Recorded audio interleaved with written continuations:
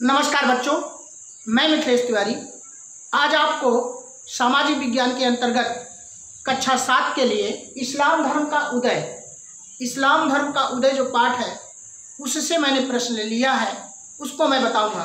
तो आइए एक एक बिंदु एक एक प्रश्न को समझते हैं और उसका उत्तर देखते हैं। तो पहला प्रश्न है इस्लाम क्या है। अगर आपसे पूछें कि इस्लाम क्या है तो उसका उत्तर बच्चों मिलेगा कि खुदा के प्रति पूर्ण समर्पण ही इस्लाम है। इस्लाम का उदय या इस्लाम धर्म का उदय कहाँ पर हुआ या इसका उद्गम स्थल कहाँ है, ये प्रश्न उठता है। दूसरा कि इस्लाम का उदय कहाँ पर हुआ, तो इस्लाम का उदय मक्का में हुआ।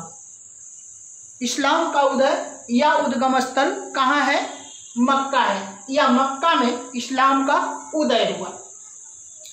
अब सवाल उठता है कि इस इस्लाम धर्म को आगे किसने बढ़ाया, उसके प्रवर्तक कौन है, उसको आगे बढ़ाने वाला कौन था। तो इस्लाम धर्म के प्रवर्तक हजरत मोहम्मद साहब थे, हजरत मोहम्मद साहब।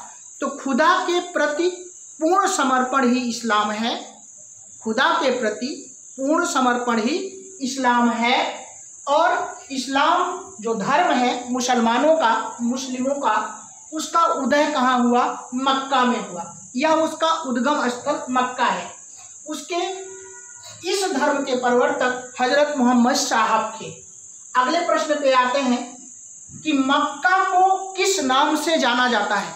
तो मक्का को इस्लाम का पालना कहते हैं और ये उनके लिए अर्थात मुसलमानों के लिए एक पवित्र स्थल है, पवित्र जगह है मक्का। अगला प्रश्न उठता है कि कुरान किस धर्म का ग्रंथ है। तो कुरान मुस्लिम धर्म का ग्रंथ है, इस्लाम धर्म का ग्रंथ है और उनके लिए ये पवित्र ग्रंथ है, एक पवित्र ग्रंथ कुरान।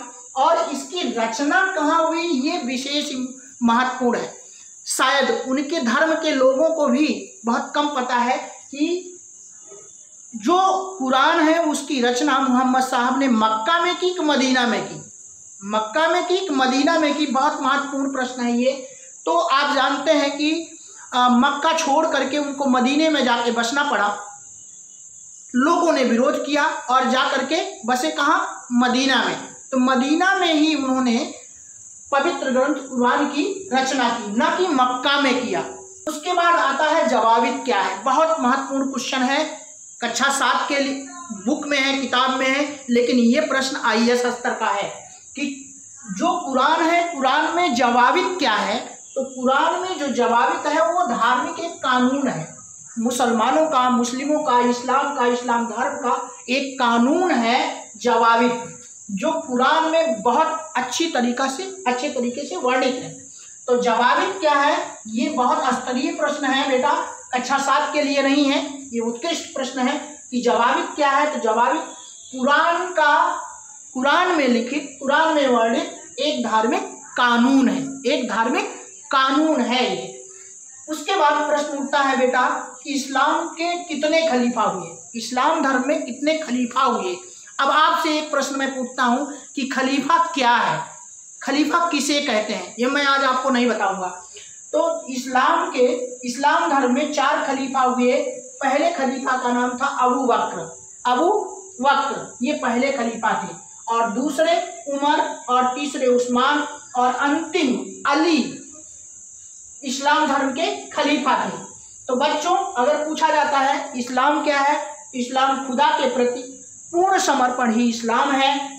और इस्लाम का उदय कहाँ पर हुआ, इसका उद्गम स्थल कहाँ है, तो आप बताएंगे मक्का में। इस्लाम धर्म के प्रवर्तक कौन है, हजरत मोहम्मद साहब है। इस्लाम का पालना किसे कहा जाता है, तो इस्लाम का पालना मक्का को कहा जाता है, और मक्का उनके लिए एक पवित्र जगह है, पवित्र स्थल है। और कुरान किस धर्म का ग्रंथ है, कुरान इस्लाम धर्म का ग्रंथ है, मुसलमानों का पवित्र ग्रंथ है।